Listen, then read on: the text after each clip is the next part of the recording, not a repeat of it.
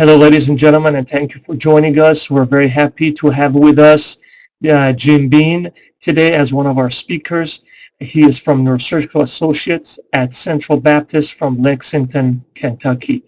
We also have as one of our guests Rich Wohns from South Sound Neurosurgery from Washington. Jim Bean has been the president of the AANS and has a great perspective regarding hospital employment. And Rich Wohns, who is a JD, MBA, MD, will talk to us about advantages of private practice. With recent changes in healthcare reform, I think there has been a migration of neurosurgeons toward hospital employment with unknown advantages and disadvantages. I think both of the individuals invited today have great perspectives and are very well informed and also do not have any disclosures interfering with this activity. Gentlemen, Jim, please take it away. Thank you, Aaron. I appreciate the chance to be here and talk about this today. Rich? Likewise, Aaron. Thank you very much. Great opportunity to discuss a very important subject. I'm going to start out talking about hospital employment and to give you a perspective on why.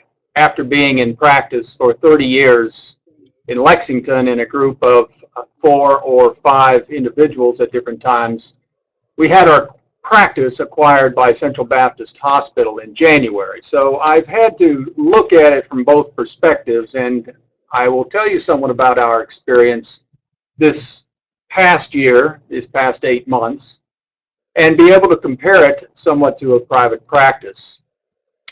I think when an individual first begins to look at a practice, you have to look at all the different opportunities now, perhaps more than we did 20, 30 years ago.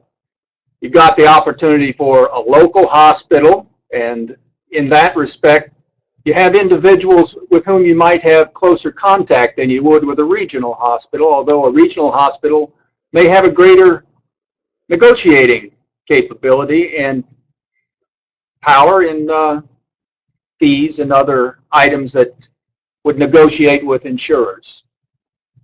Now, a multi-specialty clinic is another opportunity, and that has the advantage of having ready-made referrals from others within the clinic.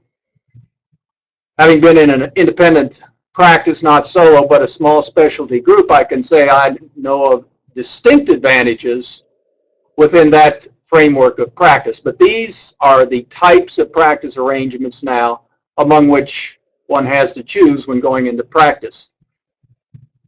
The thing that's happened in the last 8 or 10 years is something that hasn't been seen in neurosurgery before, what I call flight to the hospital.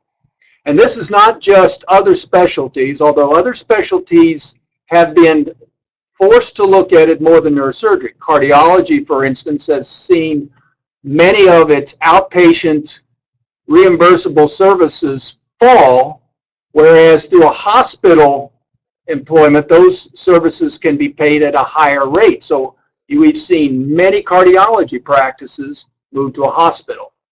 But we've seen neurosurgery practices too, and one of the reasons, perhaps, is that there's been a falling off of professional reimbursement, which are fees for service from private practice.